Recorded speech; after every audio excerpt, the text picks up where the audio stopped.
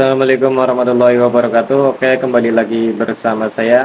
Pada video ini saya akan menjelaskan sedikit pengetahuan dari pengalaman saya juga, bagaimana cara teman-teman untuk eh, mengelola keuangan teman-teman. Mungkin ini khusus bagi teman-teman dalam artian yang baru masuk ke dunia kerja ya, atau yang baru lulus lah. Untuk masalah pengelolaan uang sendiri, sebenarnya pengetahuan saya tidak cukup luas ya. Mungkin kalau teman-teman ingin mencari yang lebih worth it lah bahasanya, bisa banyaklah channel-channel YouTube yang lain yang lebih terperinci. Cuma di sini mungkin saya lebih ke arah tips sih, bagaimana cara mengelola keuangan kita. Oke, langsung aja.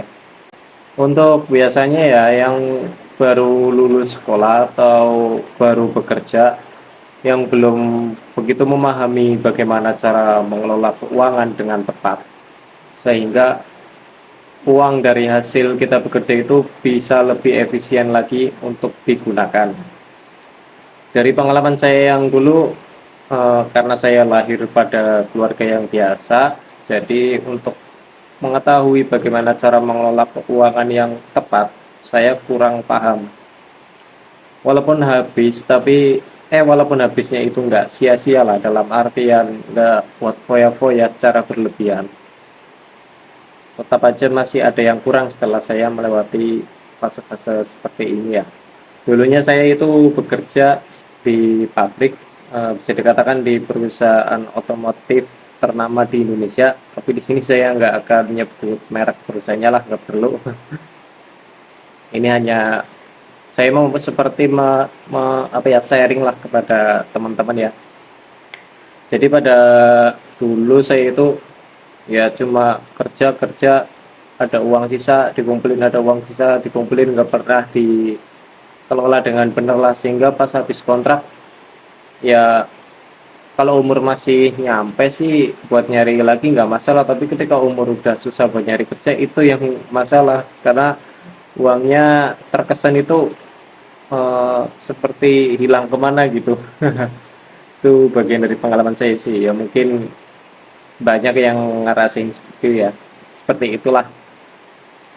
Jadi kalau menurut saya, waktu saya rasakan dulu, harusnya sih saat kita bekerja itu mendapatkan pendapatan itu uangnya udah di apa ya bahasanya itu, udah di pisah-pisah gitulah.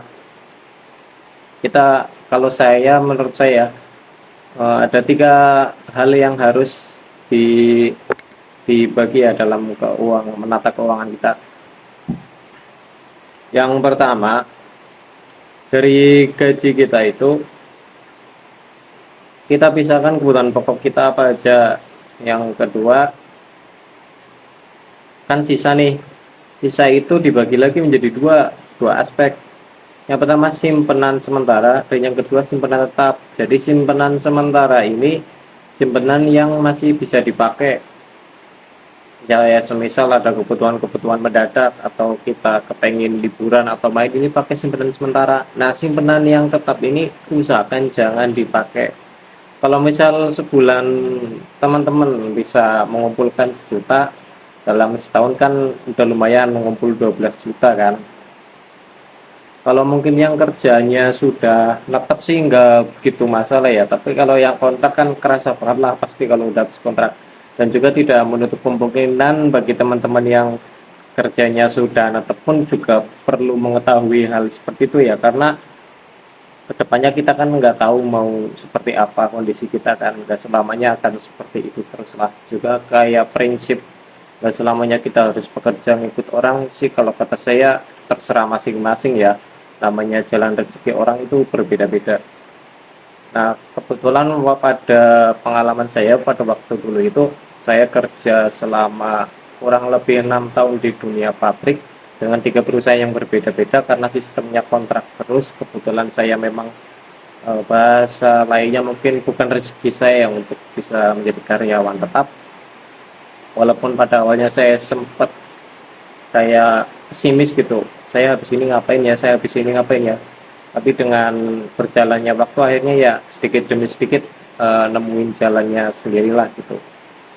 Walaupun untuk sekarang saya bukan seorang pengusaha besar atau tokoh besar, tapi seenggaknya dari pengalaman saya ini saya bisa membagikan kepada teman-teman, semoga lebih bermanfaat lagi. Nah, sebelum kita mengelola keuangan kita, alangkah baiknya kita harus mengetahui dulu pendapatan kita itu. Maksudnya mengetahui itu eh, bisa dihitunglah per bulan kan. Saya nggak mau memukul rata ya, karena pendapatan orang kan berbeda-beda, ini sesuai dengan kemampuan kita masing-masing aja gitu. Sebulan ada yang gaji misal 2 juta, mungkin sejuta ya ada ya, 2 juta, 3 juta, 4 juta, 5 juta, bahkan sampai ke atas. Itu kalau kita nggak bisa membagi keuangan kita, mau kita gaji 10 juta pun habisnya itu nggak jelas gitu. Kalau misalnya kita gaji 2 juta, misal ini hanya misal ya, kita misal gajinya 2 juta, kita udah bisa ini kebutuhan pokok habis sekian. Nah, untuk simpanan sementara, simpanan yang dipakai kalau perlu lah, kalau nggak perlu ya apa, masih disimpan, ini habis sekian sekian sekian. Kadang kan sebulan itu nggak, uang simpanan sementara itu kalau saya dulu nggak sampai habis semua lah. Nah, simpanan pokoknya itu yang jadi paten, nggak boleh diambil ketika nanti udah habis kontrak ataupun teman-teman yang bekerjanya sudah menetap. Nah, dari tabungan tetapnya itu bisa dialokasikan misal buat berinvestasi kah atau mau buat wirausaha. Itu kan sebuah langkah yang menurut saya sekarang itu langkah yang tepat untuk dilakukan. Nah, selain daripada itu, dari pengalaman saya sendiri, salah satu kelemahan kita nggak bisa membagi-bagi itu ya karena kita belum memahami dari konsep keuangan itu sendiri ya. Yang namanya uang itu kan hanya sekedar alat untuk bertukar ya, bukan uang itu semacam nilai kayak nilai harga mati lah, yang dimana kalau kita itu nggak memiliki uang gimana nih, nggak bisa hidup kayaknya. Ya memang nggak dipungkiri zaman sekarang semuanya butuh uang sih, makanya kalau mau berusaha ya mungkin tips awalnya memang harus kita kerja sama orang dulu, ngumpulin modal. Nah, biasanya kan dalam proses ngumpulin modal ini yang kita susah buat melakukan. Nah, makanya kalau saran dari saya itu kita bisa kebutuhan pokok kita habisnya berapa, kebutuhan bukan tunjangan ya, keperluan lah, bukan kebutuhan ya, keperluan sampingan kita itu diusahakan dari sisa duit kita itu yang tadi dibagi menjadi dua aspek itu. Yang aspek pertama, simpanan sementara ini diusahakan mencukupi untuk keperluan kita yang tidak terduga atau keperluan sesuai dengan kondisi kita lah gitu loh. Nah, yang simpanan tetapnya, nah ini yang menjadi acuan kita untuk kita kalkulasi nyampe berapa tahun kah, kalau misal anggaran kita butuh sekian juta atau sekian puluh juta. Nah, dari kebutuhan tetap itu kita bisa kalkulasi nyampe berapa lama kita mengumpulkan untuk menjalankan rencana kita gitu loh. Lebih daripada itu, usahakan kalau menurut saya sih ya, jangan kita sampai terkena atau terjebak dalam sistem cicilan. Saya bukannya so agamis atau apapun, karena kebetulan saya lahir sebagai seorang muslim dan mengingatkan bagi sesama muslim itu adalah hukumnya wajib.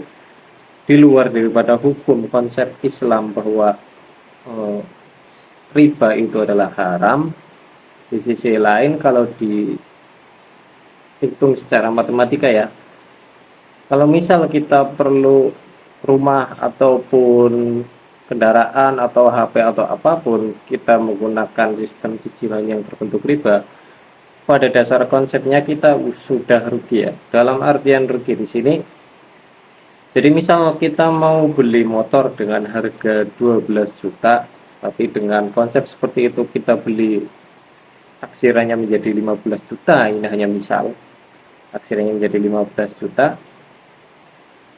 Nah, sisanya 5 juta itu kan lumayan buat dialokasikan ke hal yang lain gitu loh. Kalau saya dulu konsepnya, saya nyicilnya gini. Jadi simpenan saya yang tetap ini, misal saya ngumpulin butuh 15 juta. Nah, sebulan misal saya bisa nabung 2 juta, 3 juta, taruhlah 2 juta lah. 2 kali 12 kan 24 juta. Itu setahun udah ngumpul 24 juta. Ya memang kalau masalah pendapatan itu tergantung pekerjaan kita masing-masing, emang berbeda.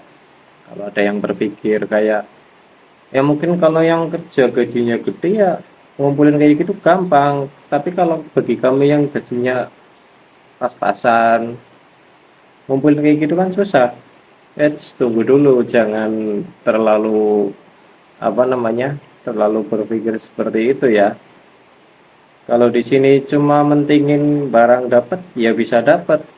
Tapi faedahnya dari barang yang kita dapat itu apa? Nah, yang dimaksud di sini kan seenggaknya kita bisa ngitung-ngitung seperti itu, jadi kita bisa mikir loh. Atau kita mau mikir, seenggaknya kita itu bisa dengan tidak sadar itu kita juga mengelola tata cara kita dalam mengelola keuangan kita loh. Tapi kalau yang asal jalan seperti itu terus, kita dibuat tidak, apa ya bahasanya itu, kita dibuat tidak mau berpikir oleh diri kita atau keinginan kita sendiri. Asal ada duit der, asal ada duit ambil, asal ada duit lempar gitu doang gitu loh. Jadi kalau misal pendapatan kita itu hanya misal 3 juta, kebutuhan pokok kita segini, sisanya misal 500.000, setahun aja baru 10 bulan kan 5 juta, berarti setahun itu kita dapat 6 juta. Kalau misal ngumpulin 15 juta kita masih butuh 2 tahun gitu. Kalau nggak kayak gitu kan prosesnya lama kalau buat kendaraan. Kalau buat beli kendaraan itu ya memang sih, memang lama, tapi pastilah ada alternatif pilihan-pilihan lain. Kalau saya lebih mementingkan yang pertama, bukan mendapatkan kendaraan sih. Kalau target kendaraan, kalau ingin mendapatkan kendaraan hanya sekedar alat untuk kebutuhan sehari-hari, banyak kok kendaraan atau motor yang harga kisaran 2 juta, 3 juta. Ya walaupun harga memandang bentuk ya. Kalau kita konsep berpikirnya hanya sesuai kebutuhan, bukan mengejar semacam kayak keinginan gitu. Antara kebutuhan dan keinginan itu berbeda. Kalau kebutuhan ya kita menyesuaikan dengan kebutuhan atau kondisi kita, tapi kalau keinginan ya menyesuaikan dengan hasrat atau nafsu kita kan, kurang lebih kan seperti itu. Jadi dari kita belajar mengelola keuangan itu, semakin kita akan dibuat oleh diri kita untuk berpikir secara perlahan atau secara tidak sengaja atau tidak sadar oleh diri kita. Nah, untuk kedepannya kan kita nggak tahu kan mau jadi seperti apa. Kalau yang sudah netap kerjanya ya syukurlah, alhamdulillah. Tapi dari situ jangan sampai terlena lah, karena setiap bulan kita sudah gajian, sudah gajian. Tahu-tahu kalau sudah masa pensiun kita nggak punya apa-apa kan, jadi mikir sendiri kan. Ya belum tentu juga yang merencanakan seperti juga akan sukses ya. Orang namanya hidup ya nggak tahu mau jadi apa kedepannya, yang penting ada kesempatan, ada peluang, kerjakan gitu aja kalau menurut saya sih. Pada intinya pada video ini kita harus mengelola keuangan kita dengan seefisien mungkin sesuai dengan kebutuhan kita.